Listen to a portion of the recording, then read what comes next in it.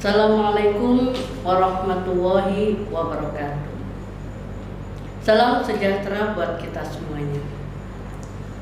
Selamat siang anak-anakku yang hebat. Bagaimana kabarnya?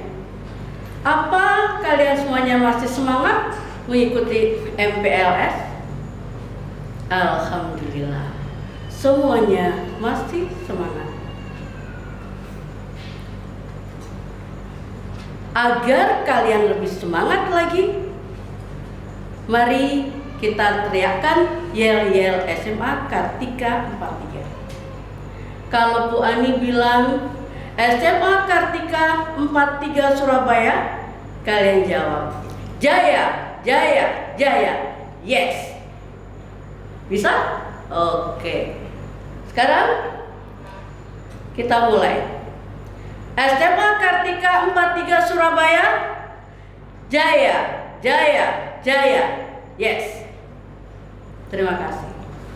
Sebelumnya perlu kalian ketahui bahwa Bu Ani sebagai guru pengajar di SMA Kartika 43 Surabaya, nama lengkap Ani Humaidah, mengajar sejarah Indonesia dari kelas 10, 11, dan 12.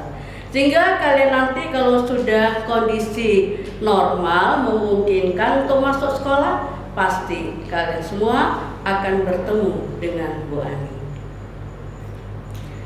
Hari ini Bu Ani memberikan materi cara belajar efektif.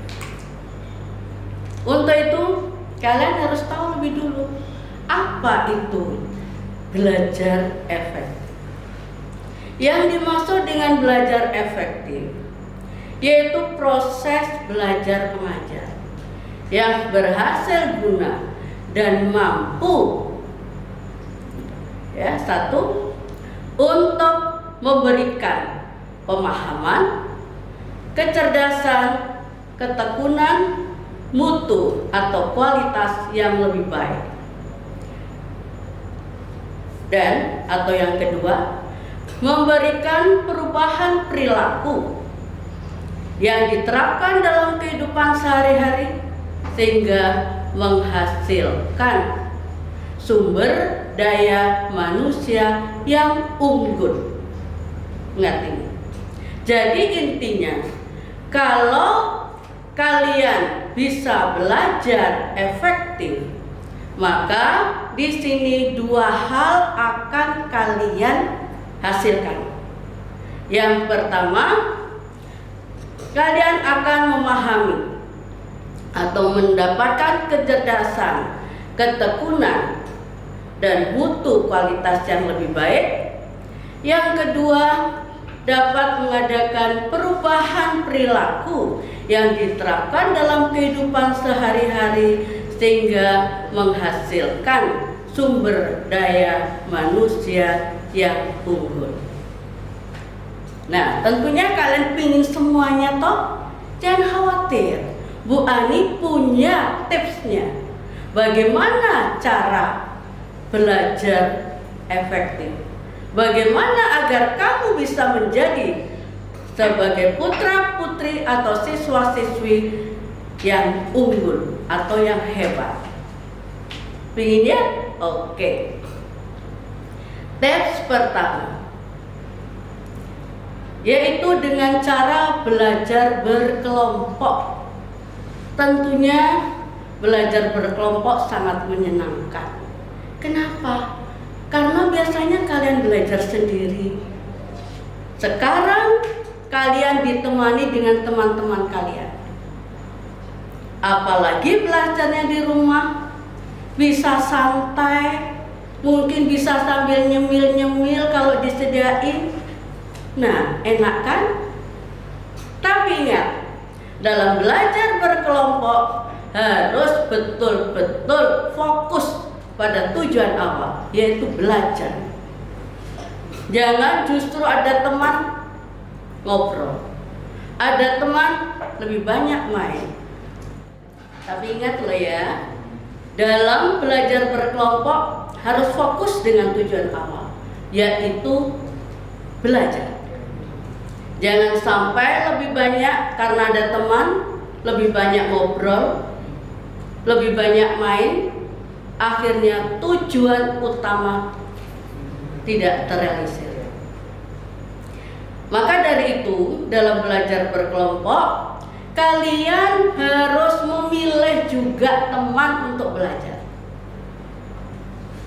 Misalnya, kamu pilih temanmu yang rajin dan tekun, sehingga dari teman inilah nanti yang mungkin bisa meluruskan.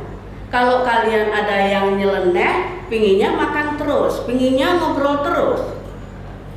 Atau juga mungkin bisa, kalau misalnya tadi siangnya itu kalian ada pertanyaan atau materi dari guru yang kurang bisa, kamu bisa tanyakan sama temanmu yang pintar ini tadi. Atau mungkin ada tugas dari guru tadi siang di sekolah. Nah, ini juga bisa tanya, bisa dikerjakan bersama-sama. Inilah yang dimaksud dengan belajar berkelompok. Ngerti kan? Oke. Sekarang tips yang kedua, yaitu membuat catatan intisari pelajaran yang penting, atau biasa istilah dari kalian itu mengadakan ringkasan. Dalam mencatat atau membuat ringkasan ini sebaiknya dicatat di buku kecil atau di kertas. Kenapa? Karena biar bisa dibawa kemana-mana, bisa kamu masukkan ke saku kalian, sehingga kemana-mana pas ada waktu luang bisa kalian baca lagi, bisa dipelajari lagi, sehingga mudah mengingatkan bagi kita. Terutama apa? Materi-materi yang sifatnya hafalan perlu diingat. Misalnya untuk pelajaran biologi. Biologi kan banyak istilah-istilah Latin. Nah, perlu kalian tulis di situ mana-mana yang sulit dihafal. Atau pelajaran kimia. Mungkin kalian sulit menghafalkan unsur-unsur kimia. Demikian juga pelajaran matematika dan fisika yang banyak sekali dengan rumus-rumusnya. Sehingga kalian tulis rumus-rumus semuanya di situ sampai kalian hafal. Dan jangan dikira untuk pelajaran sejarah tidak bisa dipakai catatan di situ. Bu Ani, nanti juga kalian kalau sudah pelajaran Bu Ani, itu selalu mengingatkan pada anak-anak. Kalau misalnya saja kalian mempelajari sejarah kerajaan Singosari, itu sampai 3 atau 4 lembar. Tapi kalau kalian hanya menuliskan silsilah raja-raja kerajaan Singosari yang dengan ditulis lengkap nomor-nomor rajanya secara urut, pasti kalian bisa menerangkan dari latar belakang kerajaan Singosari sampai runtuhnya kerajaan Singosari hanya dengan melihat silsilah raja-raja. Atau juga sumber sejarah kerajaan-kerajaan di Indonesia seperti kerajaan Tarumanegara. Ini sangat banyak, ada 7. Nah, untuk mudah menghafal, Bu Ani ambil 1 huruf pertama. Ya, kan ada 7 itu ada Tugu. Jadi Bu Ani selalu bilang TKCJCPM. T itu Tugu.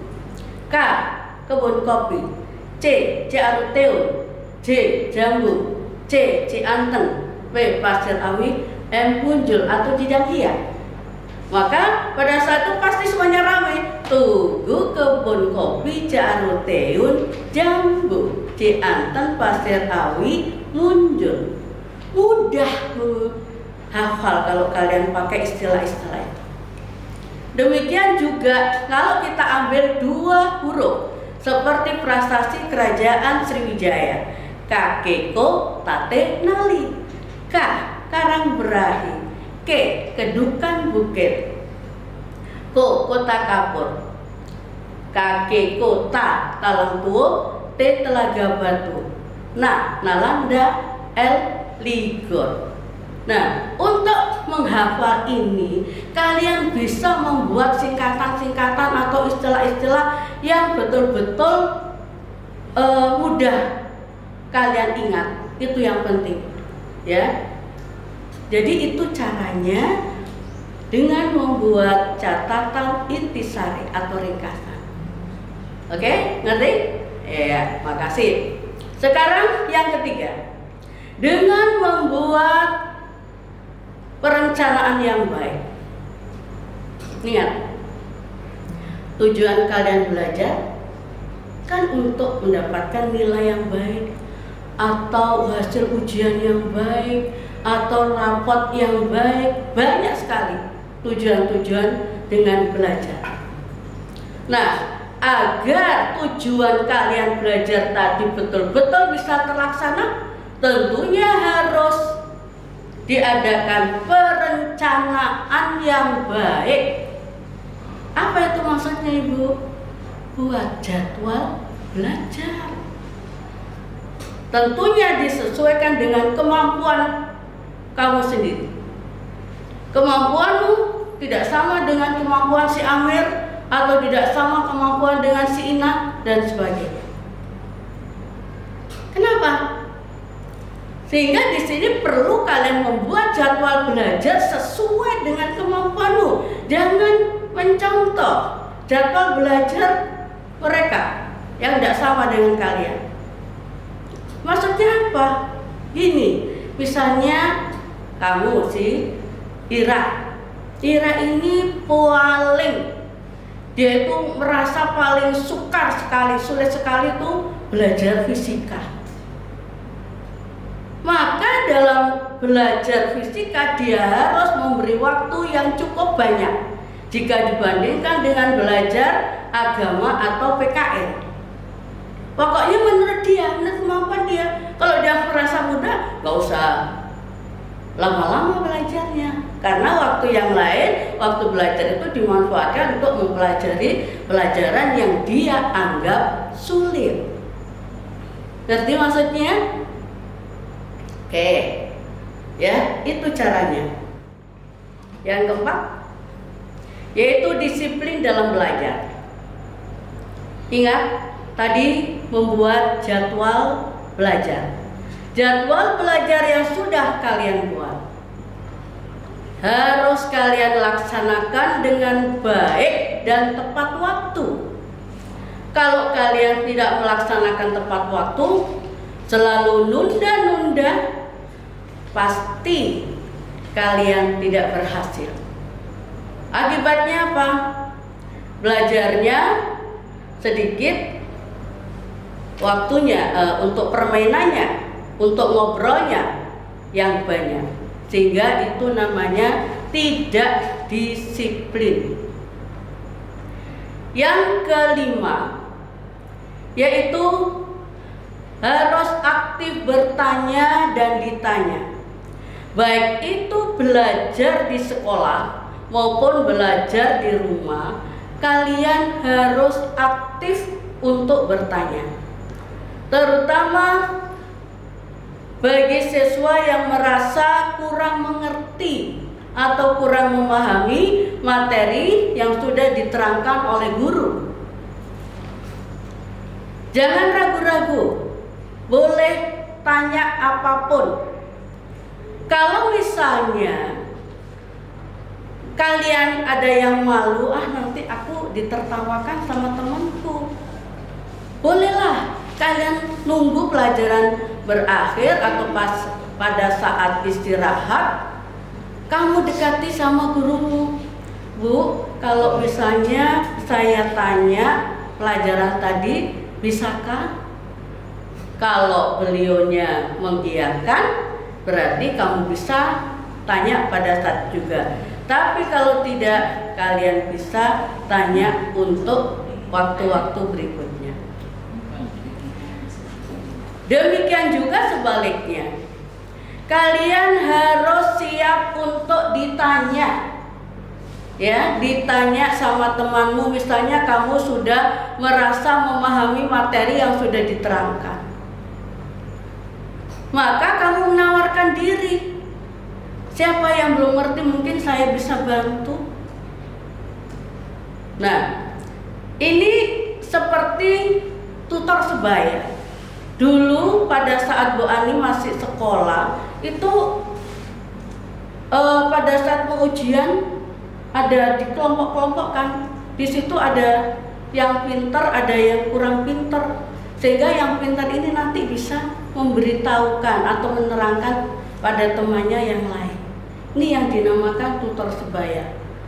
Maka dari itu, yang merasa dirinya bisa dan mampu terhadap materi yang sudah diterangkan oleh guru, ini kalian bisa menularkan pada teman kalian.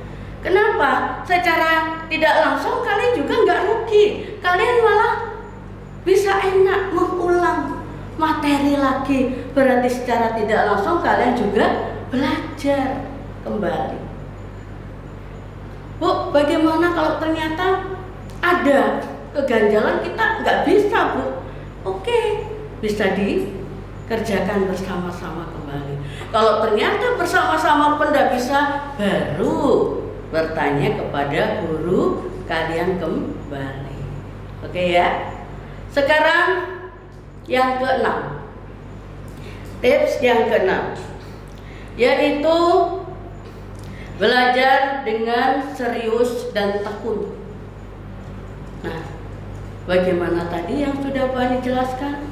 Kalau kalian merasa sudah mampu memahami materi yang sudah diterangkan guru, jangan cepat senang, jangan cepat puas. Kenapa? Kamu harus mengujinya dulu dengan mengerjakan soal-soal yang banyak. Kalau ternyata soal-soal yang sudah kamu kerjakan dan kamu betul-betul bisa, itu baru oke. Tapi kalau ternyata ada yang belum bisa, kembali lagi, boleh kamu tanyakan pada guru. Jadi intinya tekun di sini, kalian tidak hanya puas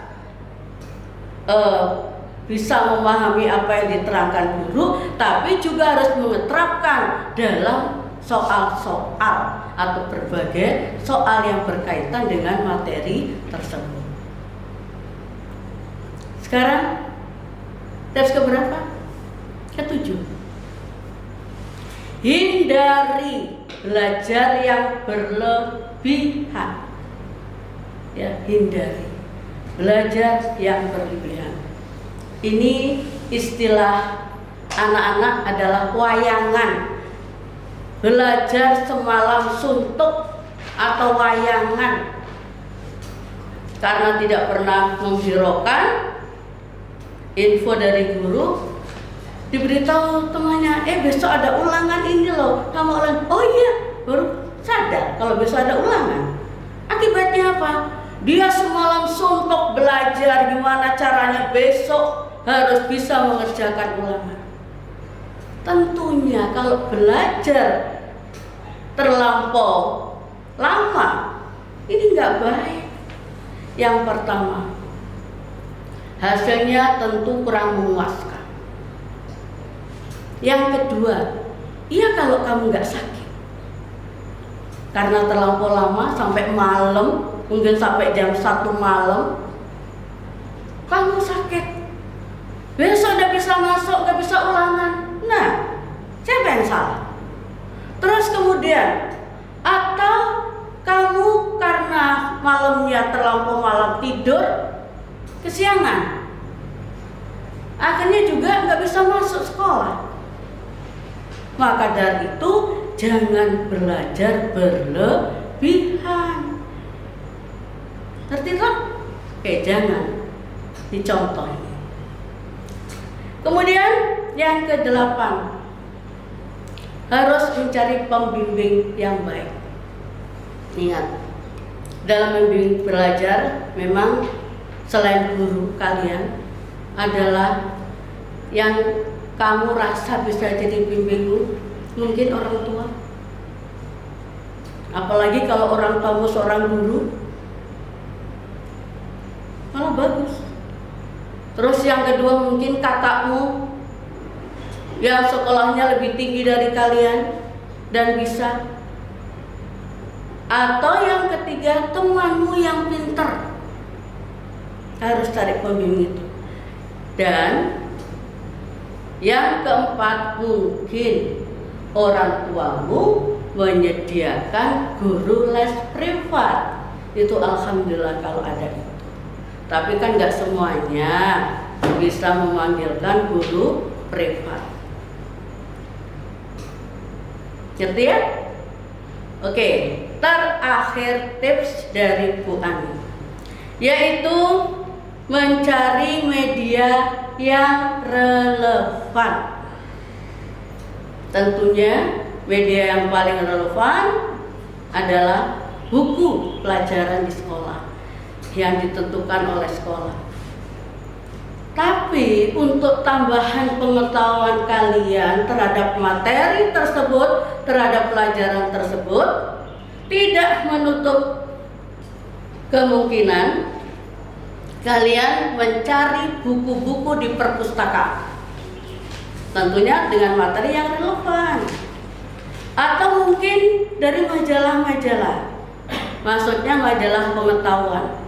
Atau juga dari koran, ataupun juga bisa dari internet. Ini banyak sekarang. Kalian bisa memilih mana yang sesuai dengan materi atau pelajaran yang kalian butuhkan. Bagaimana? Minat untuk belajar efektif atau belajar yang baik dan benar sehingga kalian menjadi anak-anak atau putra-putri yang unggul, yang hebat? Tentunya pingin ya. Itu harapan Bu Ani. Semoga kalian bisa melaksanakannya dengan baik. Dan tentunya itu juga harapan Bu Ani. Tapi untuk meningkatkan atau untuk agar kalian bisa melaksanakan dengan baik, Bu Ani kasih tugas. Ya. Yaitu tolong kamu buat jadwal kegiatan sehari-hari dalam waktu 1 minggu. Dan di tiap hari, setiap harinya itu ada jadwal belajarmu. Ingat tadi, untuk buat jadwal pelajaran harus disesuaikan dengan kemampuan masing-masing dari kalian. Itu banyak kamu lihat dari situ. Ya, nanti dikumpulkan dan akan Bu Ani periksa. Bagaimana? Siap ya? Oke. Demikian materi dari Bu Ani. Semoga di SMA Kartika 43 ini kalau semuanya bisa belajar dengan efektif akan menghasilkan putra-putri, siswa-siswi SMA Kartika 43 yang unggul, tangguh, dan hebat, insya Allah. Itu dari Bu Ani. Kalau ada salah mohon dimaafkan. Akhirul kalam. Assalamualaikum warahmatullahi wabarakatuh.